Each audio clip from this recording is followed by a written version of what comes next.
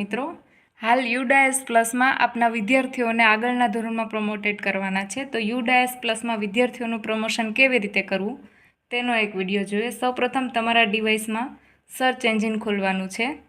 ત્યારબાદ UDISE plus search કરવાનું છે. યુડાયસ પ્લસ સર્ચ કરતાં તમને આ પ્રકારની સ્ક્રીન જોવા મળશે, જેમાં પ્રથમ સ્ટુડન્ટ મોડ્યુલ છે તેના પર ક્લિક કરવાનું છે. સ્ટુડન્ટ મોડ્યુલ પર ક્લિક કરતાં યુડાયસ પ્લસની મેઇન સાઇટમાં સ્ટુડન્ટ મોડ્યુલની સાઇટ છે એ ખુલી જશે, જેમાં સ્ટેટ સિલેક્ટ કરવાનું છે. ત્યારબાદ ગો પર ક્લિક કરવાનું છે.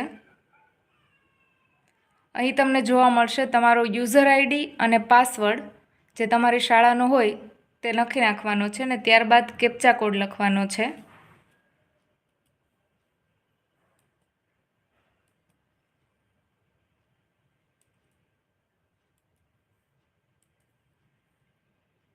ત્યારબાદ લોગિન પર ક્લિક કરવાનું છે. લોગિન પર ક્લિક કરતાં કંઈક આ રીતે તમારી સ્ક્રીન પર જોવા મળશે, જેમાં કરંટ એકેડેમિક યર 2024-25 2024-25 પર ક્લિક કરવાનું છે.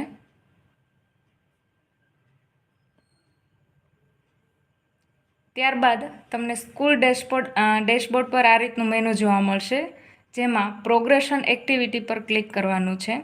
પ્રોગ્રેશન એક્ટિવિટી પર ક્લિક કરતાં પ્રોગ્રેશન મોડ્યુલ જોવા મળશે. તેમાં ગો પર ક્લિક કરી તમારે જે ધોરણનું પ્રમોશન કરવાનું છે તે ધોરણને સિલેક્ટ કરવાનું છે. હાલ જે ધોરણ તમે ભણાવો છો, ધારો કે તમે 5મા ધોરણના વર્ગ શિક્ષક છો, તો તે 4થા ધોરણમાં એ વર્ગ બતાવશે. એટલે મારે 6ઠ્ઠા ધોરણનું પ્રમોશન કરવાનું છે, એટલે હાલ હું 5મું ધોરણ સિલેક્ટ કરું છું. ધોરણ સિલેક્ટ કર્યા બાદ સેક્શન સિલેક્ટ કરવાનો છે. ત્યારબાદ ગો પર ક્લિક કરતાં તમને અહીં તમારું સ્ટાન્ડર્ડ જોવા મળશે. અહીં તમારા ધોરણના બધા જ વિદ્યાર્થીઓ જોવા મળશે. મિત્રો, અહીં જુઓ, આ પ્રમોશન છે એ પેન્ડિંગ બતાવે છે. જ્યારે પ્રમોશન કમ્પ્લીટેડ થઈ જશે ત્યારે ત્યાં ડન ઓપ્શન લખેલો આવી જશે, જેમાં આપણે ફર્સ્ટ સ્ટુડન્ટનું એક પ્રમોશન કરીએ. એક બાજુ છે વિદ્યાર્થીની ડિટેલ, આ બાજુ છે પ્રોગ્રેશન સ્ટેટસ, ત્યારબાદ છે promoted class and section, status છે જે અત્યારે પેન્ડિંગ છે, અને ત્યાર પછી છે પ્રોગ્રેસ્ડ ઓન ડેટ, જે દિવસે તમે પ્રોગ્રેસ્ડ કરો છો તે ડેટ આવી જશે, અને ત્યારબાદ અપડેટ પર ક્લિક કરવાનું છે. તો મિત્રો, અહીં પ્રોગ્રેશન સ્ટેટસમાં જઈ તેના પર ક્લિક કરતાં ફર્સ્ટ સ્ટેટસ છે પ્રમોટેડ પાસ્ડ વિથ એક્ઝામિનેશન. જો સ્ટુડન્ટ છે ગઈ એકેડેમિક યરમાં પરીક્ષા આપી અને પાસ થયેલ છે તો આ ફર્સ્ટ ઓપ્શન સિલેક્ટ કરવાનો છે, અધરવાઇઝ બાકીના 3 ઓપ્શન છે તમારા માટે. ત્યારબાદ જે ગઈ એકેડેમિક યરમાં વિદ્યાર્થીને કેટલા પર્સન્ટેજ આવેલા હતા તે અહીં ટાઈપ કરવાના છે. અહીં આ વિદ્યાર્થીને પર્સન્ટેજ આવેલા છે તે હું ટાઈપ કરું છું. મિત્રો, અહીં પોઈન્ટ આવતું નથી, એટલે તમારે રાઉન્ડ ફિગરમાં જે આંકડો છે એ લખવાનો છે. ત્યારબાદ હાજરીના દિવસો લખવાના છે.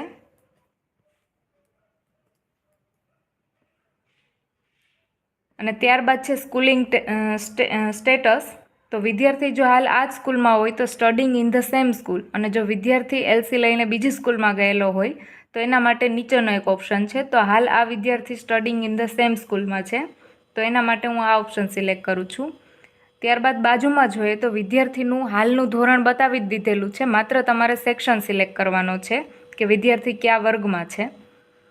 અહીં સ્ટેટસ છે પેન્ડિંગ છે. ત્યારબાદ આપણે અહીં અપડેટ પર ક્લિક કરવાનું છે. અપડેટ પર ક્લિક કરતાં સ્ટેટસ છે ત્યાં પેન્ડિંગના બદલે ડન આવી જશે. આ વિદ્યાર્થીનું પ્રમોશન સક્સેસફુલી થઈ ગયું છે,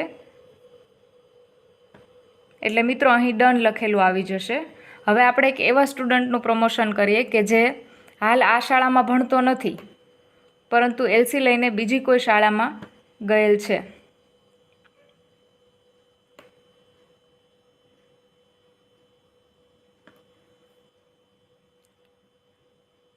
તેમાં પણ પ્રોગ્રેશન સ્ટેટસમાં જો ગયા વર્ષે આ શાળામાં હોય તો એ વિદ્યાર્થીને તમારે પ્રમોટેડ પાસ્ડ વિથ એક્ઝામિનેશન કરવાનું છે, એક્ઝામ આપીને પાસ થયેલ હોય તો. ત્યારબાદ વિદ્યાર્થીના પર્સન્ટેજ લખવાના છે. ત્યારબાદ એના સ્કૂલિંગ ડેઝ હાજરીના દિવસો લખવાના છે.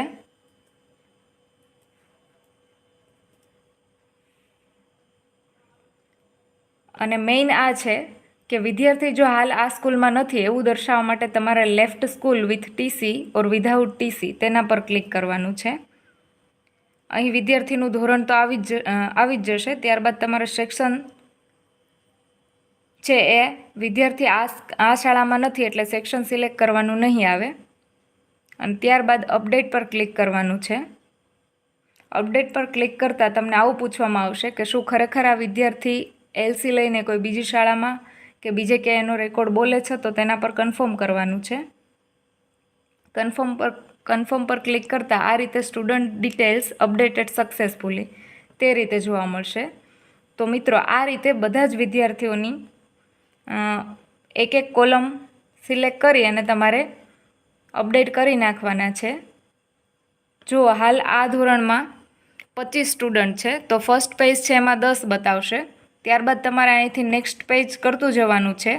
આ રીતે જ્યાં સુધી આખા ધોરણ વર્ગના વિદ્યાર્થીઓ પૂર્ણ ન થાય ત્યાં સુધી નેક્સ્ટ આપી અને પૂરા કરવાના છે. ત્યારબાદ નીચે તમને અહીંયા ફાઇનલાઇઝ એવો ઓપ્શન બતાવવામાં આવશે.